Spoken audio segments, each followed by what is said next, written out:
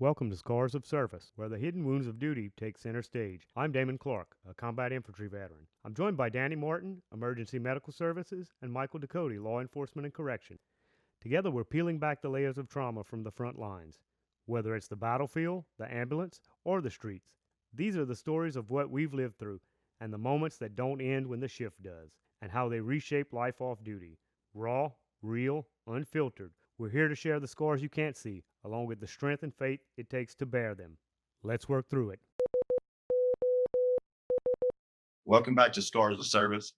Tonight we have Wade Chatelain, paramedic, RN. He got a real good story. He's seen a lot of things. He's worked a lot of different jobs. So Wade, introduce yourself. Tell us a little bit about yourself. Hello out there. This is Wade Chatelain. Thank you all very much for inviting me over to talk. I really appreciate it. This is something that's new to me, but something that honestly, the more I talk to people, the more that we need to think about that brings to the forefront. A little bit of my background. I joined the service in '91, left during there to start to go for it. I did not get to see any service, but I did train for it. So when I finished boot camp, I got to train with the Marines. So I had a little bit of both worlds, which was amazing in retrospect. Doing something like this, you come in, I'm a little bit nervous. Well, the way my mind works is I kind of equate this to the first time I did something else. So the first time I jumped out of an airplane, I was nervous then too. So yeah, I think being nervous is a little bit natural. I think it has something. I'm excited. To talk about these things. These are things that have always been suppressed in my career. In the military, the adage is the Navy: see one, do one, teach one. So they taught you how to do a combat dress at one time, then you had to do it, teach the next person. You had to get it right. And their incentive was if you didn't get it right, you get to go scrape paint on the battleship.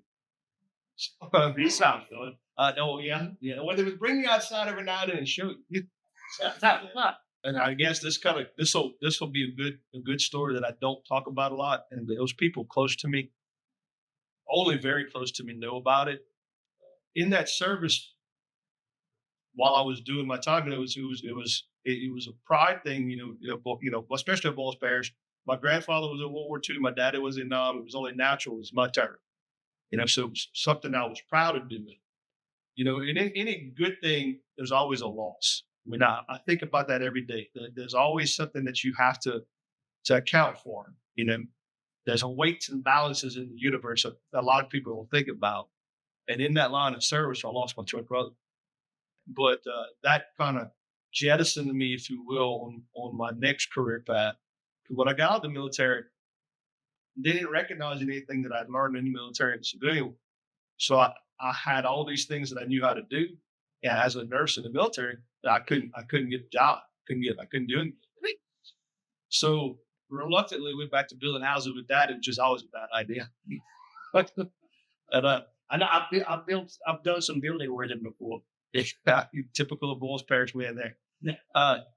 So I jumped into a paramedic class and I got my paramedic. I was working on the streets as a paramedic and going back to LSUA, getting my degree, my RN degree for the state of Louisiana. I was a paramedic. I worked in the streets about 8 good strong years and then got off of it and just stayed in ERs and hospitals after that. I've been lucky enough to see different aspects of medicine, but different aspects of mental health and how to deal with it, because the paramedic way doesn't deal with the stress and the mental problems that the nurse way. All through those different jobs that I had, corpsman in the military, paramedic, nurse, whatever, you have to evolve different ways and learn how to deal with those things different. And I know that Danny can deal with it. I've been lucky enough to have a pretty strong hand in training Danny. In a hospital setting and in the EMS setting. And you can say, well, it's still the same stress. This person died on me. Well, this person that died in that car wreck that you were pulling out of and the person in the hospital bed, those are two different things to deal with. That's just point. How do you see it Wade, the differences for you. So there's so many different things in that pre-hospital environment that you're dealing with at the same time. Unfortunately, this world has bad people in it. Then you have to account for that. Yeah. Every second that the longer that you're on that scene, the more of a chance that you're going to have to deal with something violent, and that's just hands down. And everybody can agree with that. Now, what is it? The family member that's grieving, that's just hysterical that their family member's in their car? Is it the state trooper that's got a chip on his shoulder?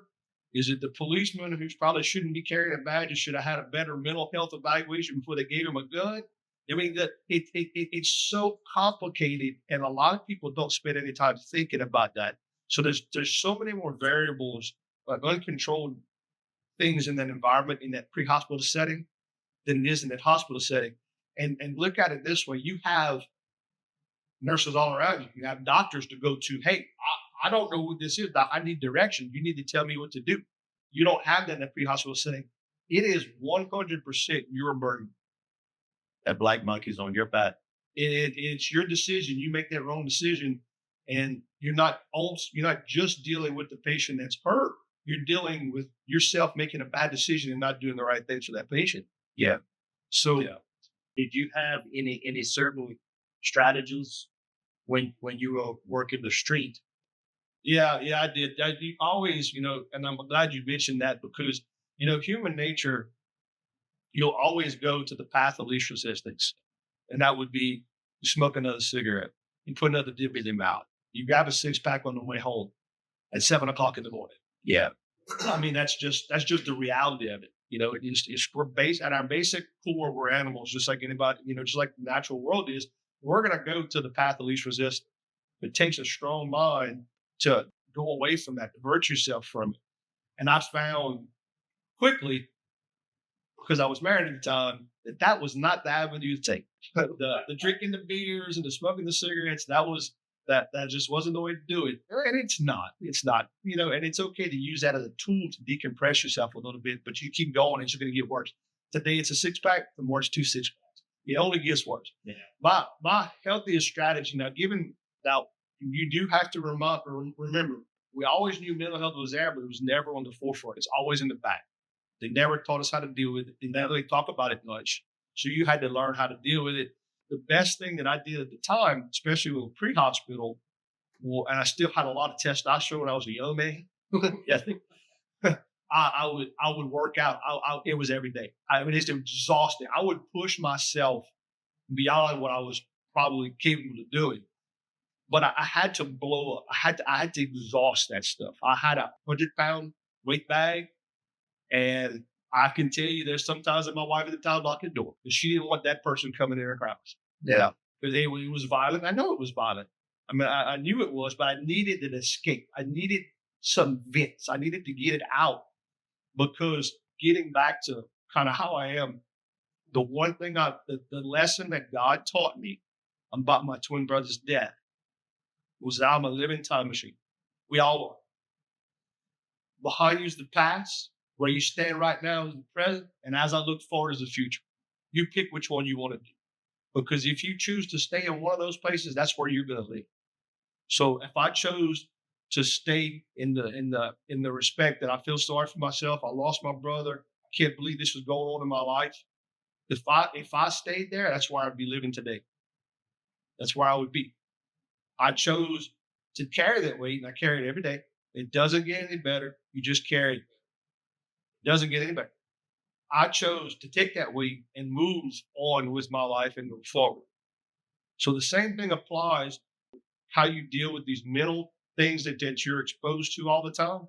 You take it in, you think about it, you learn from it if you can. If you can't learn from it, then you need to open your eyes bigger because we all can learn from all of it. And then you move forward. Yeah, I think that when you stop moving forward, that's when you're going to start to degrade a little bit. Things will get worse. Now, the only other thing that we really didn't talk about yet that I think is one of the most important aspects of the psychological component of all of this is that as healthcare professionals, and we're focusing on that. A lot of us are on that. We do that. You actually lose. What you lose the most is a little bit of your part. So you give in this traumatic situation. You selflessly do these things that nobody will ever acknowledge. Nobody will give you credit for. Almost never. I can't tell you the number of lives I've saved and never got credit for.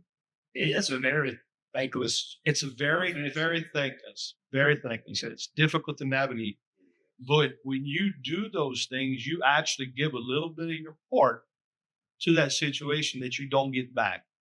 And a lot of reasons why people get out of EMS, get out of nursing, get out of medicine is because they don't have anything left to give.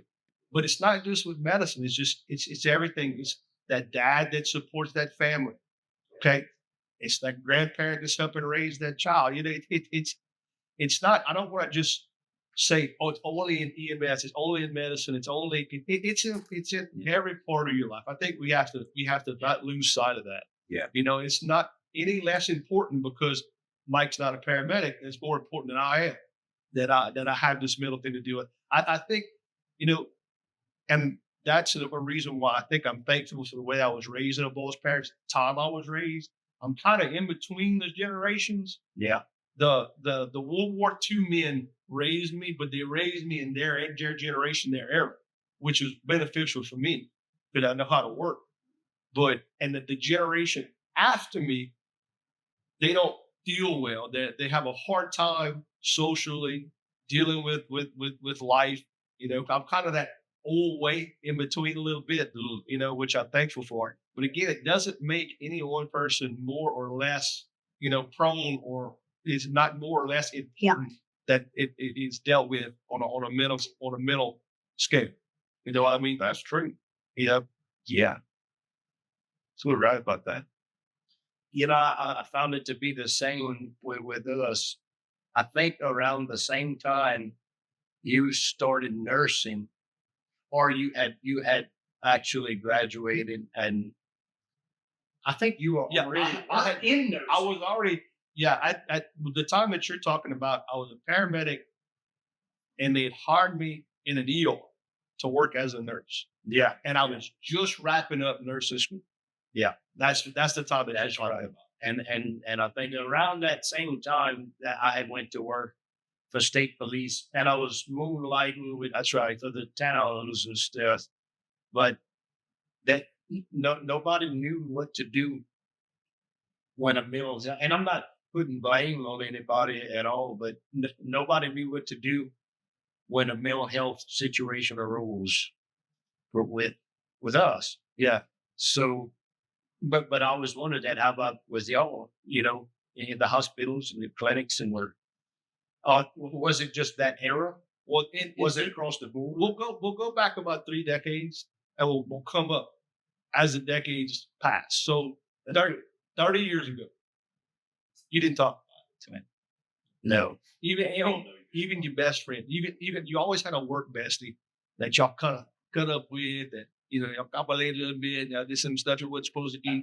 Yeah. But you had somebody that you can kind of confide in. Hey, I need some help. I can't get this. They would come and they would get you back. You always had somebody like that.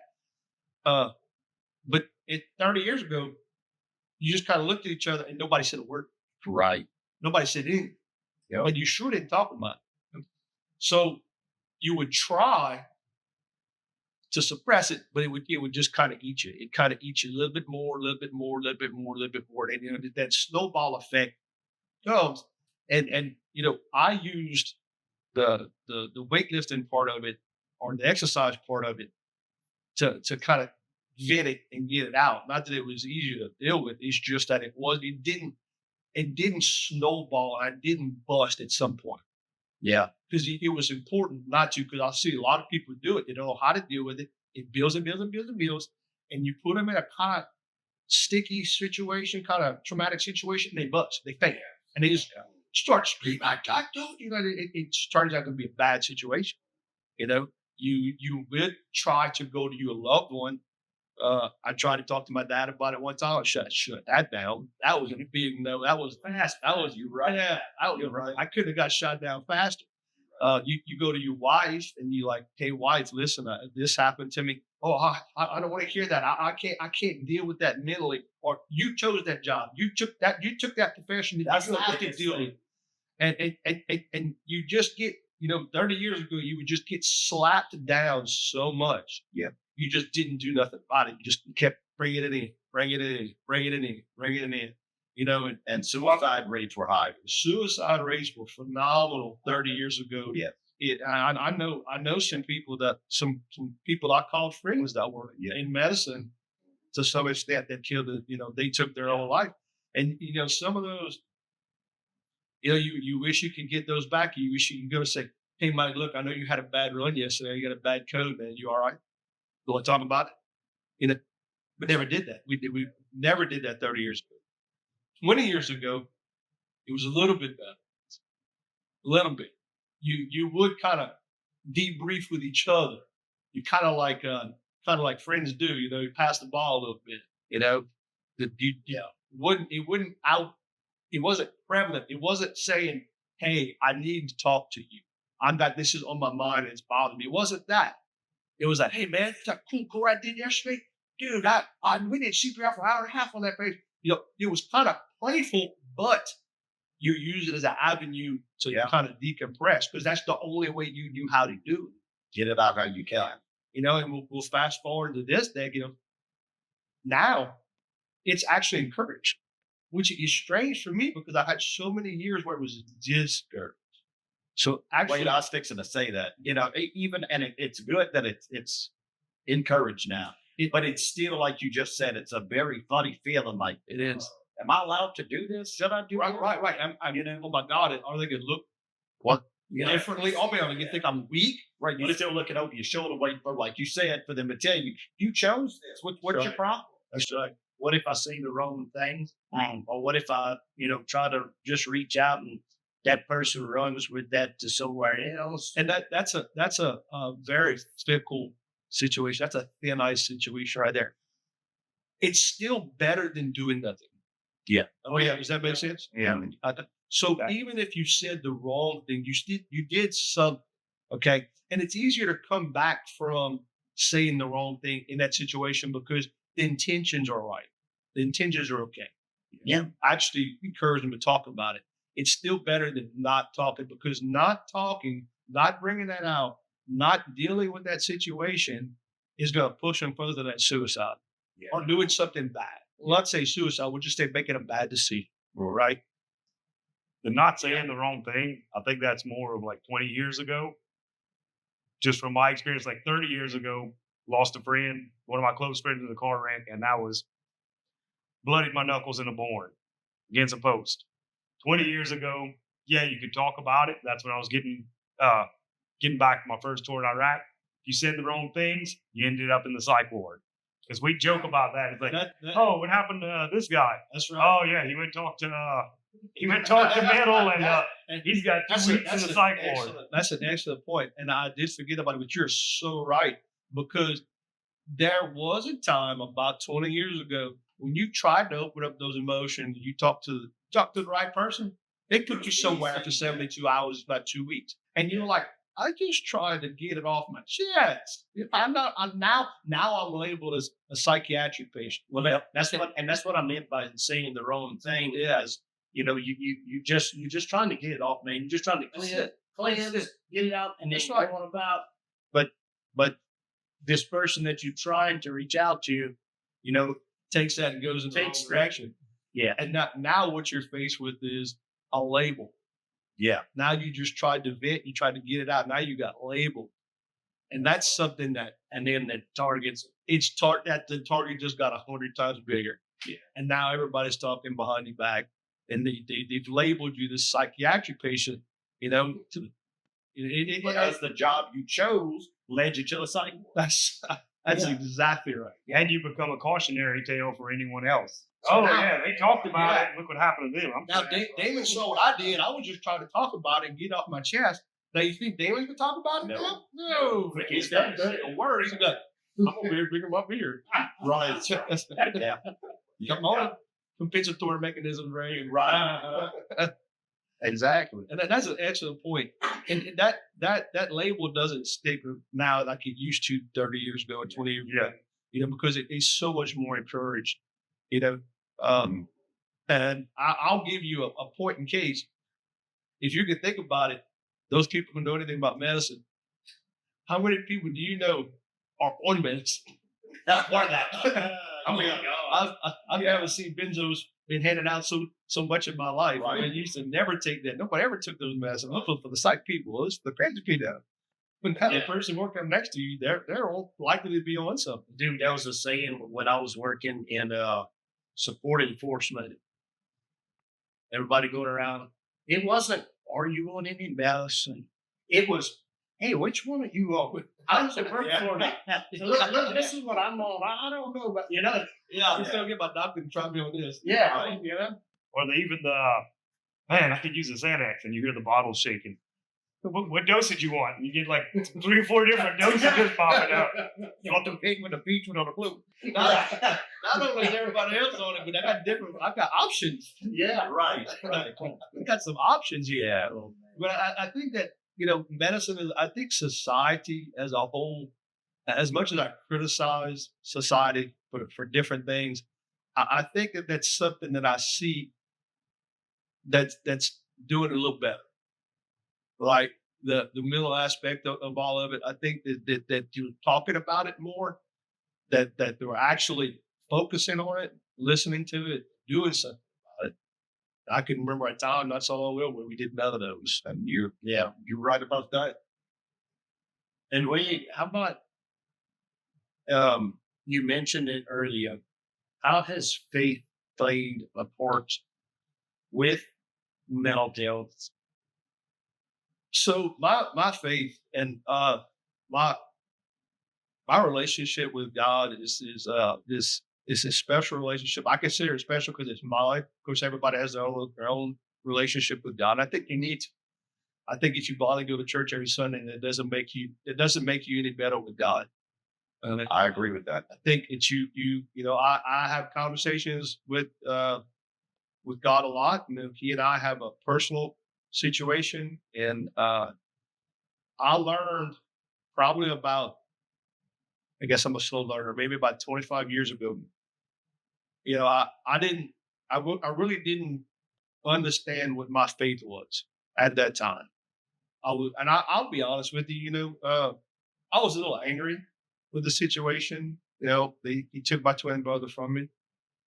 I wasn't here when that happened. I didn't, sometimes I think about, man, if I could have spent a little bit more time with, maybe this wouldn't have. But again, I'm in that time machine. If I wanted to live in that past, that's where I would be. That's exactly where I would be. Yes. But I've learned to listen, and not just with my ears, to God, because God will talk to you. I think, this is my opinion. I'm not pushing it off on anybody. This is just my opinion. I think God talks to you. He communicates with you, and you just need to learn how to listen and how to see. I can tell you, it's been a rough year for me. I've had some very unfortunate things happen to me, some things that I shake my head at. I sit up at night and think about, and I keep saying this over and over and over. God, I hope I'm smart enough to see or learn what lesson you try to give. I know you're trying to teach me something. You're giving me a lesson. You're pushing me through this for a reason. What's the lesson? I hope I'm smart enough to see it. And that helps so much. Helps me deal with everything, all the stressful things in my job. Because listen, being a ER nurse is a little bit of stress involved. I don't care where you set off. Those things get me through my roughest times, knowing that he's there and that he's not testing me. He's giving me a lesson. And I need to be thankful that I'm here and I'm learning this lesson through him, the great teacher. Yeah. Does that make sense? Yeah, makes perfect sense. It does. I'm thinking back when I got into this. Again, let me thank you right now, Wade, because you had more than a little hand in training me. I didn't realize teaching me. I didn't realize we were having a reunion. Oh, we are. Well, yeah, in a lot of respects, we're having a big reunion. Yeah. I think with my fondest memories with T Mike and with Danny. I mean, those go back a long. Yeah, a lot of fun too. Oh yeah. But just going back to the beginning of my career, like we talked about earlier, I grew up in a dirt road town, just Yes, sir. How I know. secluded, Yeah. Oh no. secluded. So then I go get on an ambulance with you teaching me stuff. You're like, what the hell do you mean this person's dead? I mean, put my hands on his chest and what are you so that started early, and then you see, the one thing that I've always done that's kept me a good, and a lot of people, some people don't like me. I know I'm not everybody's flavor, and I understand that. I'm not an active. I'm more a reactive person. I'm more that quiet person in the back. But you do something to me, then of course, I'm going to react. Okay. Sometimes you have to have that bravado. You have to show that front. But the one thing that's kept me honest and a good person, a decent person, and all the times that I've done this, and all the people that I've trained, because I've trained a lot of people. Yeah, you have. Is that I never held them to any label. And you had a lot against getting in your career. You had a lot. And some people don't realize how much you had. And me being from that same area is one. And two, not holding you down on the way you act and the way you believe, but just looking inside of you and saying, hey, there's something in there. I can get it out. And you did. You're teachable. You want to learn. You want to do better. You want to be better. You want to get out of this situation and put yourself in a better situation. What kind of human would I be if I didn't take that and try to nurture it and try to turn it into something? Well, you definitely did. And I'm forever grateful for that. Well, you got to learn some of the bad habits too. So don't be. I wondered every now and then if I would get. You got to take it all. Well, I wondered every now and then, man, when I've been doing it as long as Wade has, am I going to get a call and start throwing stuff? Oh, you might. Well, I did. It did get to that. It did throwing shit. Well, then I taught you well. Yeah, you did. You kind of on. You learned well. Right. But like I was saying, doing all of that, that's all brand new to me. Then I hit a point, like you said, you got a bad year. I hit a point in my life that I'm dealing with all this death and dying and sick, and I come home to a parent sick and dying at 21 years old. Go back to work, deal with other people's death and dying. How was your health doing then? Yeah. See, you want to talk about it? I didn't want to talk about it. I couldn't talk about it. But and like an idiot, let me pick up more shifts on an ambulance because it'll keep me busy. But while it's keeping me busy, I'm screwing my mental health more and more. It's a tour mechanism. It's all and trying to compensate for it. It is. And that ball is growing and growing and growing. It is. And then in 2011, come home, my daddy dies on a motorcycle. I hadn't worked a motorcycle wreck. I can't tell you when. I took a week off after he died. My first call when I get back was a fatal motorcycle accident. When I get back, what was the odds of that? I hadn't worked a motorcycle accident. Exactly my point. So what were the odds that was going to happen like that? So that you have to kind of think, even if you don't believe, you got to think that there's a higher power. It is. It definitely is. There has. I've just seen too much. Yeah, me too. But getting back to something you said, Wade, with all of this I just said, and you asked earlier, how was your mental health then? Well, my mental health was screwed. But I did see what you were talking about. I found myself in a rut that not only I wasn't getting out of, but I felt comfortable in. And I felt comfortable digging it deeper. Well, that's right. And you subconsciously, you didn't realize that was right. You were going to have to pay that check. I was. At some point, that check's going to be in my mind. Yes. In my mind, I'm thinking, if anybody around me has a problem with me being in this rut, but that was my biggest downfall in this career was, you don't know what I've been through. You can't tell me not to be in this rut. If you knew half the shit I've done seen, But then I realized, like you said, I have to pay that paycheck. I'm like, wait, I'm getting deep. You know what? They don't give a shit. If I'm gonna stay in this rut or I climb out, and whatever energy I have in me, I'm gonna crawl, scream. Well, you see that right there it is very important because first of all, that shows maturity. That's first of all. Yeah. And showing maturity coming from a place that you were raised in, Yeah. speaks volumes because your family weren't exactly the mature ones, Right. and especially with their mental health problem. Right. Okay. Right. They could find another avenues, and we all know what those were. Yeah. But the fact that one, you recognized that that was a problem that's building up, and two, you became that time machine. Yeah. You know, Yeah. You're right.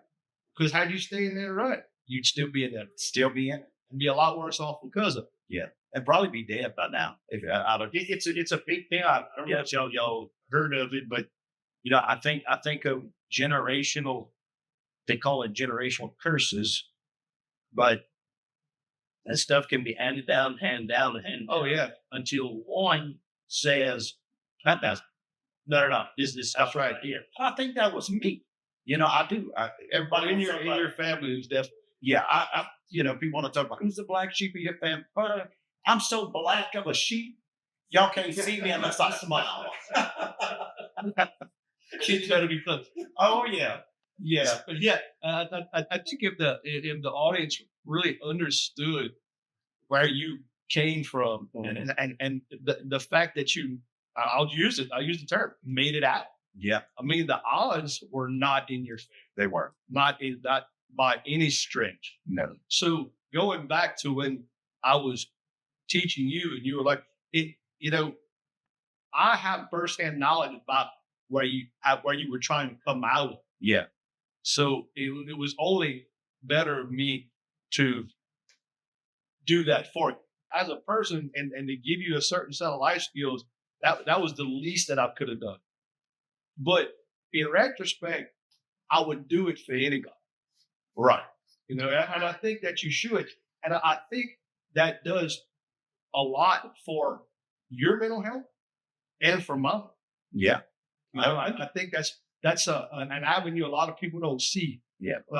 That as much as you see me helping you, you're helping me. yeah. Again, yeah, that's something you don't realize at the front. You know? Right. And you know, hindsight's 2020. Looking back, and I've noticed this quite a few years back, but I didn't then. You knowing where I came from, what I was trying to get out of. Looking back, I could see that you molded around that, and you knew, and there were different avenues and angles you was with me. You know, Well, yeah, help me. I will go ahead and say it. I'll bring it to the front. You may not realize this, but I defeated your name in the ring you've never been in. I'm sure, And I did it I'm sure. because you were doing it right. You did it right. You had the right goals in mind. You had the right direction. And I think as far as the mental health part of that is, if you have somebody who is kind of in your corner or defends you or is kind of, your person, that helps your mental health it a does. huge degree. It does. Oh yeah. Even if you don't quote unquote talk about it. Yeah. You just know, man, I got this call. I know Wade taught me this, or this person showed me this, or I know it was the right thing. I feel better about this call, or Yep. all of it. I mean, even just having that little bit Yeah, you're right. does help to a degree. You're right. it's a line. I can't remember one that I had that I could talk to like that in my time. Well, I did for a little while, and then he passed away.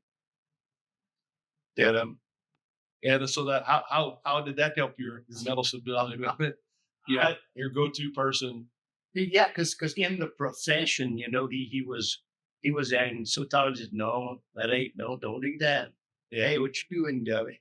I can tell you there's a number of times I wasn't even in the situation, but the nurses that were, I've learned how to read people, how to read a room in 5 seconds or less. In fact, I teach it when I teach nurses how to be nurses. You have time the rules with me. It's you may think of it as a game, but it's not a game. I'm sharpening your skills. I'm teaching you skills that you need to survive, keep patients alive. But it's easy to see when a nurse is uncomfortable because nurses don't get uncomfortable easy. But when they do, their body language changes like a light switch. And I can't tell you the times I've come into the nursing station or a room and see, get out. You need to leave. Go walking off, go outside, go to your car, do what you got to do. Just walk, just go, get away from the situation. And that saves a lot of it because when it first happens to them, they really don't understand what's happening to them. They're anxious. Their anxiety is very high. Yeah. But, somebody like me, I'm a type A person. My level is always hot. Always. Always. Yeah, my motor runs hot all the time. Oh, yeah. I can tell you that what I've learned in the last couple of years, but a lot. So I've lost enough that you hear people say it, and I'll say it around people that don't understand it. Somebody will make a weird comment or kind of a derogatory comment. I'll look at them and say, "You haven't lost enough yet." I get he's deep right at. You haven't lost enough yet. Yep. I say that to nurses a lot. I say that to people, a humbling. Get the wind kicked out of you 5 or 6 good times and learn how to get back up. Keep getting up. And learn that if I don't go, then the paycheck don't come, then the kids don't have the food, the rent's up, Clico's out, where we at? If I'm not healthy, this doesn't work. That's true, but that's a very important thing that people kind of lose sight of. And, if you hear me say that to you, you need to internalize and you need to say, I need to get my stuff together. I need to get my shit together. Yeah. Because, making a comment or doing something, because let's just face it, I don't know what it took him to be Danny Beacon. I don't know what it took Mike to be here. I don't know what it took you to come here. You don't know what it took to get me off that couch and over here to talk to you about it. And this is something that my type A personality and my background, and most parents like ours, all of ours have basically the same background that we were raised. That's not easy for us to do. It's not easy for us to talk. No, it's not. It's not easy for me to talk about, my brother, but it happened. It's done. I can't go get it back. I can't change it. But I think maturing is what gets you there. For those people, those men and women who like to use this as a way for other people to feel sorry for them, I think that they lose that they're kind of misguided. Yeah. If you're waving the bell and saying, "Hey, I just need to talk. I got to get this off my chest," that's one thing. But to act a certain way repeatedly just to get attention, I think it kind of puts a black eye on this a little bit, on the ill health part of it a little bit. And they just, like I said, they haven't lost it. Yeah, that's right. I wanted to ask you something that we try to share. I know how it was when I buried all the girls, and how it was then, a year after, 2 years until today. The little things that will still linger, that you still work through, that will seep into the other parts of life and work. Oh, absolutely. How did you manage that and still manage that? That's something that I think about just about daily. And I'll give you the perfectly honest answer. I don't know.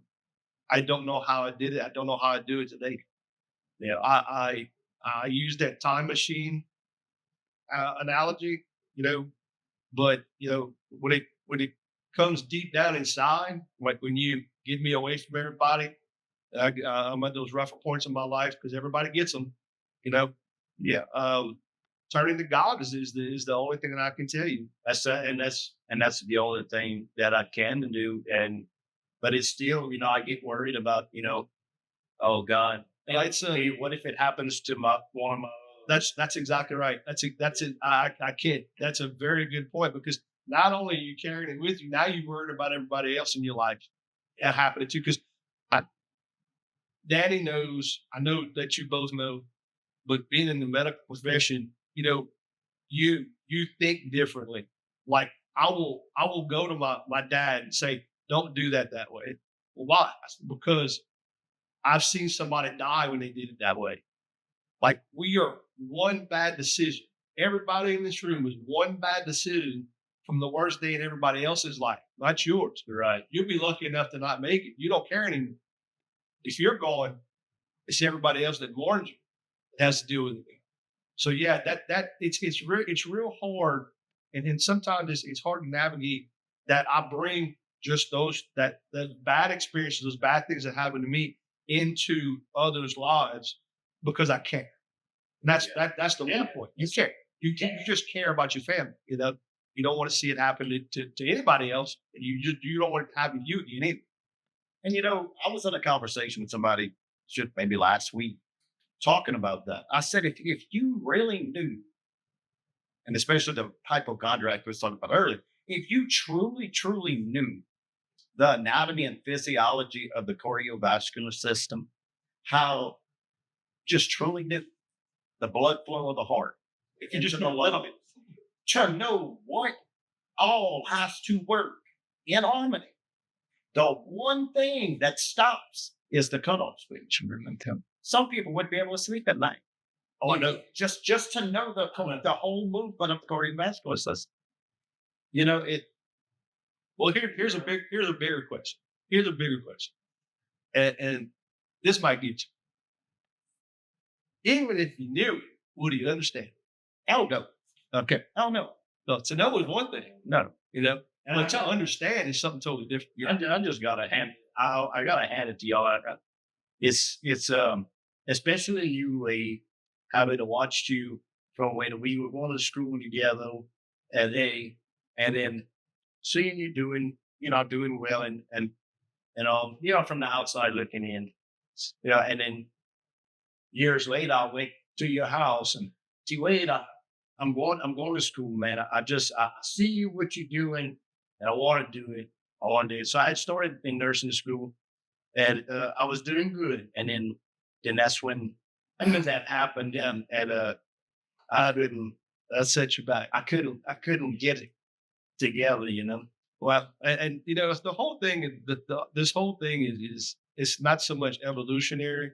It's part of that you're just growing up. It's part of growing up and living. The more experiences you have, the better you learn to deal with things. You know, I had an old friend from high school catch up with me about a month ago. I hadn't seen him since high school, And that's been a day or 2 months. that's been a minute. Not hot. Yeah, that birthday on the 14th will tell you too. Yeah. That just passed. Yeah. But I haven't interacted with this person since high school. So this person still had the 17-year-old version of Wade. And that's how he sees me. Yeah. Okay. Well, I can tell you, I'm not the 17-year-old version of Wade. There's been a long time I've seen that person. But he didn't know any better. And he didn't try to make it any better. So it was kind of, at one point I was like, hey, I don't know that person anymore. Like, hey, let's go get some beers and we'll go riding around. I was like, that person doesn't live here anymore. Right. That person got evicted or, got moved to the side. But the point of it is that I think that the more you experience and the higher education level that you have, you need to at some point take responsibility to grow up and act like that level. Yeah. So I've seen, and I harp on nurses, but it's not just nurses. It's paramedics and all that too. You see them, and we'll use paramedics because it's kind of in between. You see them go from a high school education, being a first responder, and I have a place in my heart for first responders. I love them. Some of them just need a little bit more educated than others, just like anybody else. But I've seen these people go through these paramedic programs and not evolve, and they're still the same person that finished high school. And if you do that, and it kind of goes by, hey, you can take the trash out of the trailer park, and you can't take the trailer park out of the trash. Yeah. Okay. that's what you get. Yeah. So now you get somebody who's acting like an 8th grader in a world of adults with adult situations and very serious situations. Lives in your head. That's right. That's right. So that doesn't generally work out well. Isn't that right? We move now. Because I've come across quite a few of them paramedics with enough narcotics on them to kill a football team, and they acting like an 8th grader, like you say. Yeah, that's right. Boy, if I wreck, don't let me look up and see these people. You know, you know how it is, where you always got it in your mind. If I had to be laying there unconscious and open my eyes, you already know. I got a list tattooed on my chest. You already know. Let it not be this one, this one, this one. God, I hope it's that one, this one, this one. Hey, but then I have to do this because I owe it to him. I don't reckon I can say his name, but he picked me up. I played music all night long. Got home at about 4:00 in the morning. I drove back to my brother's house immediately. I thought I was dying. I thought it was a heart attack. I was convinced that was it. So my brother calls, Cadian pulls up, boom, and he comes out, picks me up. They drag me in the truck. I look at him and I said, well, I don't know you, but I guess this is the last time I'll see you. It was hurting me. That's But he's a hypochondriac. well, it was. No, I'm joking. I know, but it was hurting like that. It's how I'm going out, right? Yeah, but you were still making bad decisions about your health at that time too. Up all 4:00 in the morning playing music. Yeah, well, and the second hand smoke. Oh yeah, that was a bad issue. That's right. But so he says, well, hold on, Bo, I'm gonna take care of the pain real quick. Phew, some fentanyl. So, all right, yeah, okay, I'm gonna live. He started laughing. He said, yeah, you're gonna live. But he said, but I'm looking at your reading right here. He said, I don't know. We're gonna get you to the hospital. And I said, well, what you think it is? He said, between me and you, I think this is what it may be. They got me to the hospital. The doctor ran all kinds of tests. Wasn't sure. I said, hours and hours and hours. He said, yep, the same damn thing that he told me on that truck at about 4:30 that morning. So I was like, damn, I saw him a couple of months later. I said, say, bro, you people goes that a good story. You know, you need to go. It's like, well, I don't know. So, well, it's not. Just keep doing what you're doing, but you do a hell of a job. You called it. Like Wade said earlier, when you're on that scene, you got to be the CNA, the nurse, the doctor, the practitioner, you got to be it all. Everything. You got to be everything. Social work. You got to be yeah. everything. You gotta be a social. I was Oh yeah. I was a social worker when it wasn't popular on the streets. Yeah. You know, but you had to, you know, and that was again that selfless thing. You had your own problems you had to deal with that you weren't really sure how to figure out, but you had to drop all that and help somebody else. Yeah. But I mean, you know, they said this when they were teaching paramedics. They teach you so much different now. I don't even recognize some of it. I can't lie. But one very good paramedic who I had the benefit of being mentored by at Angola of all places. You know, that's another thing. No matter where you go, sometimes you have to realize that God put you there for a lesson. I've seen that more than once in my career. I was put in a certain place with a certain person for a reason. And I didn't know what it was. I didn't know I was good. I was even there for that. But yeah, you know, he told me, he said, if you can just remember,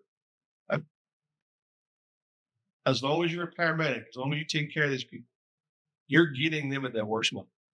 Yeah. You think that old man having chest pain wanted to call you to his house at 4:00 in the morning in his bedroom with his wife? No. Yeah. So that kind of has kept me humble for the most part, you know, and again, you recognize the situation. It takes a big person to drop all of your problems and go help that other person. Yeah. You know, and I think that's what we need more of. Yeah. This world is fast food. It's I want it here now, yesterday. I want it done just like this. I'm 17 years old. Next month, I graduate high school, and I want to make a 30-year-old vested person's pension. I want to make that the first day. Right. You know, to see they don't have any respect. They don't, you have to earn certain things in life. And that kind of goes back to that statement that I made earlier. You haven't lost. That's right. Because all of us in this room right now, it doesn't take a lot of thinking for us to go back on what we lost. Totally. It doesn't. We can all identify it fast. Yeah, they do. And as we're all getting older, we're losing more than we're gaining. Yeah. I can tell you that's a fact. Except fat. Except fat. I'm gaining. Well, you're a from Central Louisiana. That's easy to do. Saturday, I don't think that was that. I hated to be a chicken today or yesterday on those bears. What did the gumbos were rolling? Oh, yeah. That's why the candle's burning. It still, to me, it still smelled like gumbo in there. My house, I had to put them out when I left because it smells like gumbo. Oh, yeah. And then I screwed up. I'm being smart. I screwed up. I bought a rotisserie. I rotisserie smoked the chicken. Then I put it in the gumbo. Wait, I know you got my phone number. You got my phone number. Hey, look, we get dangerous with this food, boys. I mean, well, we got a little better figured out now. Yeah. We got assignments. So my assignment was to cook some chicken and do sausage. Yeah. No big deal. Well, I go to Dad today and he said, "What you doing?" I said, I'm gonna cook some chickens. Where are you cooking the chickens? I'm gonna cook them over an hour on a barbecue pit. And you see his eyes go down. And the kind of light comes out of his face. He said, "You're not smoking them? You're not going to rotisserie the chicken?" I said, "No, I'm just going to put them on a barbecue pit." He was literally depressed about it. He was hurting. It hurt him in his soul that he wasn't getting smoked rotisserie chicken. Yes. It hurt him. I saw his soul go out for a second. I could see that happening. Y'all break my kids' heart because I won't cook gumbo until it gets around 40 degrees. It's got to get 40 degrees for me to fire up a gumbo. Well, I don't know. I couldn't fight it. I couldn't fight it. It could be the middle of June. I'm cooking me some. Yeah, you see, I'm like him in that. If it's hot outside, I'm not. I'm higher than that. And it was a little bit cool. It was a little bit cool. Yeah, but it was time. I had to love you so bad. I'm different. Maybe I'm a little bit of the same. I've just turned my AC down, but there you go. That works. Make it feel like it's cool. Heart disease, diabetes, strokes, all that running out. So that's but it goes without saying. Yeah. So I did start taking care of myself. I had all the plumbing checked, had everything checked, and once a year I follow up. And I didn't change my diet. I just eat a little less, but I still eat the same foods. Somehow God's looking over me because my bad cholesterol was under by a long shot the national average. So mine's 30. It's probably around 60 or 80. Mine was 30. And my doctor's like, "Do you eat anything?" I'm like, oh yeah, I eat plenty of fat. By just eating a little bit less. I think it's just my metabolism. Yeah, but you always had that. I always had a high metabolism, but like I said, my type A personality.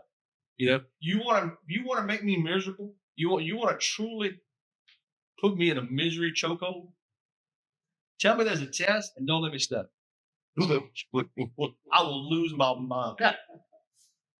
Yeah. So that my mental health will digress quickly. That's like they had a man right down the road. I'll never forget. We'll call him Gro Johnny.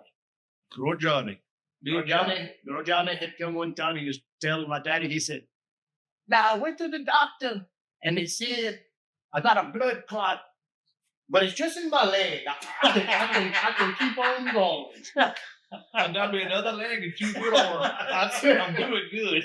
Speaking of knowing the anatomy and physiology of the cardiovascular system, I don't think that's funny, man. We're talking about mental health. I mean, we can all agree that how much further this has come along in the last couple of decades. But we also have to understand that there are still places in a Walsh parish that, for the lack of a better term, they're still pumping the sunshine in and the pumps broke. Definitely are. Yeah. So You're right. you know, ignorance it is a strong word, but if you use it in the right context, it's appropriate. It is. So I think that the more it's like we said, talked about, the more it's out there, the more it's seen, the better it's accepted. Yeah. You know, like my son's permission to cry. You got to look at me and get permission. Yeah. That's a bad way. Yeah. You know, but I'm trying to teach him a lesson at the same time. You should cry over everything.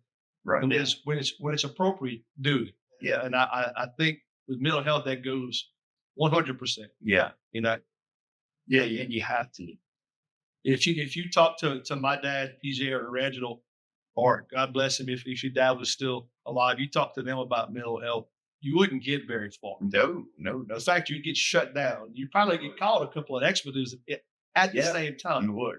You know, You would. but as a nurse and going through what I've been through and all this, and seeing the profound effects that mental health has on people, I think that, you know, we're headed in the right direction. Yeah. But you bring up something that I just can't help but hash it over and over and over and over about the world completely and with mental health. I mean, like in their time, you know, I mean, you can see they were built different back then.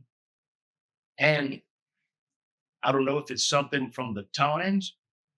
Was life a little bit slower paced? What was different? Life was definitely slower paced. What was different about it from now and then concerning that? I think that's a good discussion topic. And here's how I'm going to lead this. Okay. Okay. A very, very good doctor friend of mine, very well respected in the American community, very intelligent, a little bit ahead of his time, if you ask me. He said, "You know what's wrong with the world now?" I said, "No, sir." This was after 3 gunshots and a rollover of NBA, most hard shift that you could think of. Yeah. Okay. In a box. He says, "People don't sleep no more."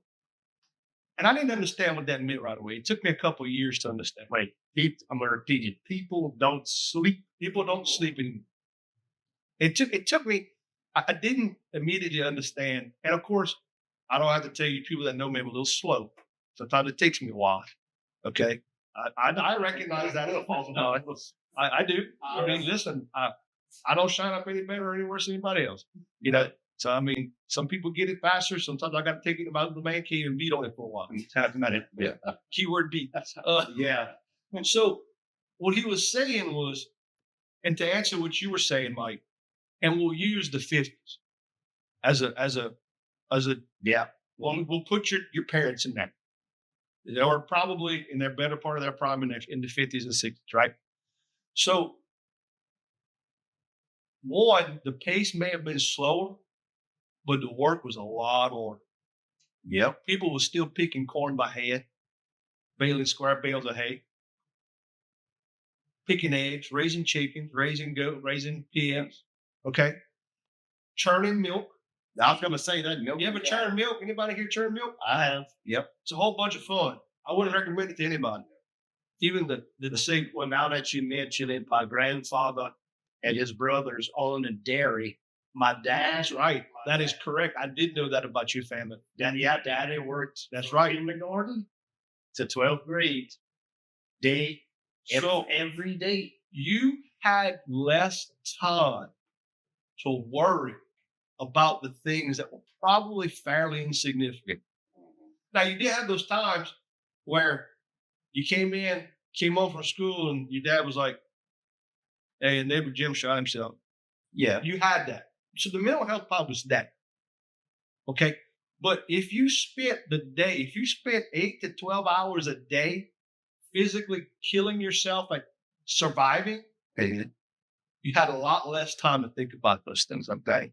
So it was probably better to deal with then because, hey, I'll spend a lot less time being depressed than I will worrying about feeding that little boy right now. That's right. Yeah. See? Yeah. Or making that mortgage payment. Because my wife in the 50s, she's not working. She's keeping house most of the time. And really, So and she was raising the kids. Yeah. So you had a lot more to focus on. I think that that helped you stay on the straight and narrow a little bit better, mental health wise. Yeah. I mean, right now, I got the most power on the computer on earth. I was thinking that same thing, Wade. And then I get mad at it sometimes, but I got to remind myself, well, I sent a text to Danny. Danny didn't come back for a minute. Well, the damn thing had to go to space and back. Give it a sec. Okay? The thing had to go to space back. Well, pump the brake. Pump the brake, Cinderella. It's going to be okay. Yeah. You know? Where before we had to go on the phone and Oh, yeah. hope nobody was on the I did that 2 years. I did that 2 years ago. I got in the attic and I got that old rotary phone that Mama had, and it was just my kids and the grandkids. Yeah. I set that thing on the table. Man, that was the funniest thing I could look at those kids. What the hell is this? It looked like he drew a second hand with some bars. It was fun to watch. It was fun to watch. But yeah, I think as technology grows, because technology used to evolve, and don't quote me on this, every 10 years there was an evolutionary phase of technology. Now it's every year almost. I mean, so it's evolving faster than we can keep up with. And I think that those longer downtimes, that more internet time, that more computer time, I don't think that that's healthy for your mental. I think it's pretty, for most parts, unhealthy. I think about a week ago, I came to the conclusion I'm going to remove most of my most addictive social media platforms from my home screen on my phone. Yeah, because it's enticing. And I did it about a week ago. I still find myself when I'm using my phone, I'll go to the home screen and then I'll go to touch where it was at. It's a drug. I'm like, It's a drug. You're addicted to it. wait, I took it off. You will. Yeah. Yeah, you're addicted to it. And I really focus on my kids a lot more than I do myself. And that's what you should do. Yeah. Because deep down in your heart, you want to, and I told my son this, and he didn't understand it, but I said it. And my dad kind of raised his eyes at it because I think he still processed it too. He did something and he failed at it, and I got him. I stood him back up and said, listen, buddy, listen. I'm the only man in your life that wants you to do better than me. Yep. I'm the only man. There's not going to be a stepdad. There's not going to be a Papa P. I'm the only man in your life that wants you to do better than me. That's my goal. Yep. That's my goal. That's what I want. Yeah. So when I tell you to get off that tab and come outside, we're going to drive fence posts. That's what it's about. That's right. Because who knows? And God, I can police it all I want to. And when you want to turn this into the mental health aspect, what do you think those kids, those little boys and girls are exposed to on the internet? Look at what you're exposed to. There's nothing that they're not exposed to. That's exactly right. So they're not developed enough to deal with that mentally. Right. It is. It really is. It's scary. It is.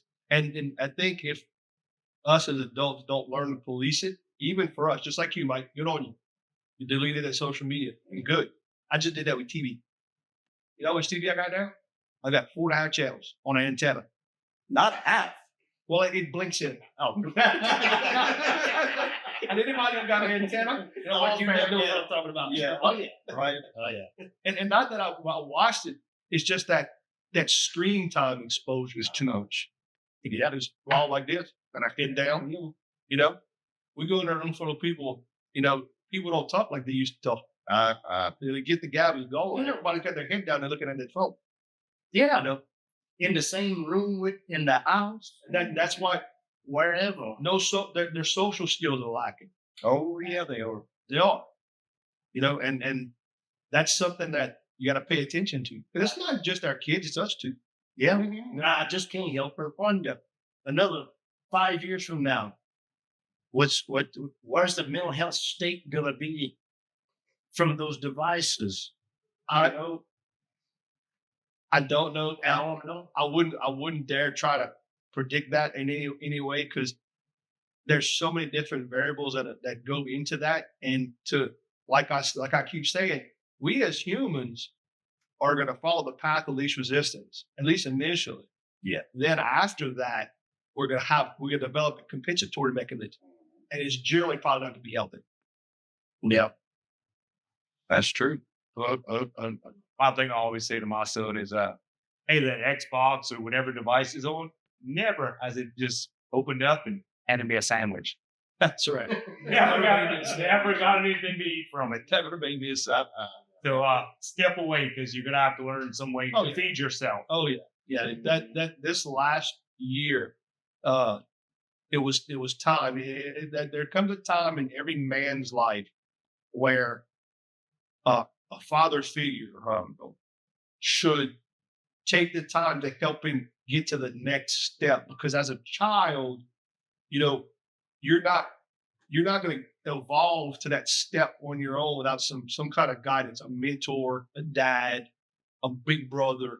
Yeah. And we learned the very important skill of responsibility. We learn how to cut grass. We learn how to bale hay. Now this is physically doing. This is not showing. So the show part's done. So now you're big enough, you're strong enough, and you're old enough. You're going to do. Yeah. Okay. And I think for people like us, because I don't know about y'all, but I'll give you a little bit of an exception, but I know how I was raised, and I go back and do it again because I see these generations now who my nephew couldn't figure out how to start the car. He's 15. He started to drive. He couldn't figure out how to start it. I handed him my keys. He didn't know where it went. Yeah. Push button. So where's the button, Uncle Wade? Where do I push the button? So he has no skills, no life skills. Can't change a tire. But not just picking on him. So many of them. Oh yeah, it's a lot. Oh yeah.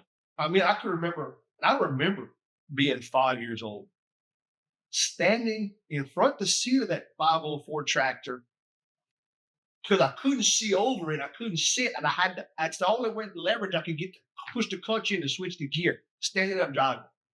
Yeah. How many life lessons do you think you learned as a 5-year-old right there? A lot. Yeah. My old man at 13 brought us in the woods. Hey, hope y'all are paying attention. Friday evening, he's like, I'll see y'all Sunday. Survive. And just laugh. That's funny because I can remember my dad walking into the house when I was young and looking at me and my twin brother and saying, "Hey, you want supper?" I'm like, "Yes, sir."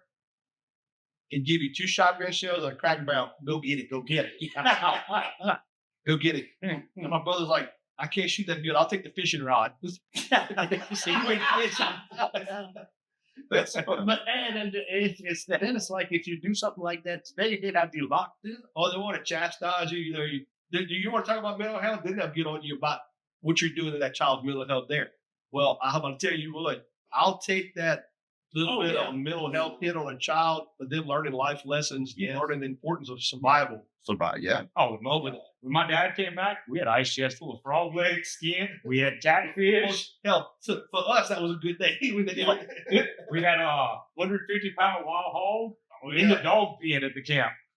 I mean, we had grease. We had some hog lard. We had pots. We had rice, but there was nothing else but that. Yeah, and sadly, that was the standard then. Yeah, that was the standard. So you weren't the only person that had to endure that. All of us did. Yeah. And look at the stories you have now, but look at what you learned. And unfortunately, those kids, those younger generations, they're going to lose all that. They're going to lose all that. That's why I wish so bad I could take my little boys because I was about his age when I started going with daddy and with my granddad. Yeah, I remember. And Wade would come with us and we were fishing alligators before it was cool, Oh, yeah. Yeah. Yes. I don't know. Tyler's children in 10 years that it develops in such a way that's beneficial. I pray it does. I pray it does too. Because mental health's not going away. Definitely. You're right. Not as long as we still have opposable thumbs and we're on top of the food chain. Right. And if things keep developing as they are and as fast as they are, people are going to have to start opening up about mental health. It's going to have to be at the forefront everywhere. Yeah, it is. It is. And it needs to be kept as mental health, not feelings. Yeah. Oh, I'm offended. Yeah. Okay, well, I tell you what, I think that every human needed to meet my grandfather once. And then you wouldn't have anything to worry about your feelings. Yeah. You wouldn't have anything to worry. Yeah. Well, man. Wade, do you have any advice for any young people that might be listening, going into any of the fields that you've gone into? Yeah, don't do it. No, that's fine. Just say no, kids. Yeah. No, we talked before the session that Danny and I and Mike. It's like, you know, if I had to go back to do, I'd do it all the same way again. You know, I couldn't have learned from those experiences, and I couldn't be the person that I am today had not I'm going through those experiences. I will say this, that the best piece of advice that I could give you from a mental health standpoint, from a physical standpoint, from an intellectual standpoint, is this. Whatever field you go in, state trooper, police, medicine, whatever you do, find the best person at it and stick with them. Yes. So that's my advice. Very good For advice. people coming up Very good advice. in whatever trade. I don't care if it's an electrician, plumber, care if you go how. We push it out. The infantry squad I would train for my squad leader's job. He would train for platoon sergeants. I trained my soldiers That's take right. over as a team leader. That's right. That's right. And I've been in a lot of supervisor positions, but you'll see me take those new nurses like that and put them in that position because it makes them learn how to deal with 5 or 6 ambulances coming at the same time, code coming in the back door. You know, not just the one patient at a time. You get to learn with whole Multitask. That's right. That's right. Yeah. Yeah, you always train for the job above you. That's right. Always train for the job above you. That's exactly right. That's how I do it. Yep. Well, this has been an awesome Quick episode. Wade, thank you for coming. Oh no, listen, thank y'all. It's been my pleasure. It's been wonderful sitting here talking about this. I hope that we can keep this going. You know, some more sessions. Bring in some more people with different perspectives. Yeah. Yes, and that's what we're looking for. All different. Yeah, I mean, That's good. Yep. I think we should have. Yeah. Please do. And it was definitely a good podcast. Not only very good mental health information, but like you said earlier, you didn't know it was going to be a reunion. You know, And quite funny. and quite funny. Very, very good. Very good reunion. Yeah. Now this is a special one. It is. It really is. So, But I do thank y'all for letting me be a part of it. yeah, thank you, Wade, very much. Thank you, Wade. Thank y'all. Appreciate it. For tuning in and listening in.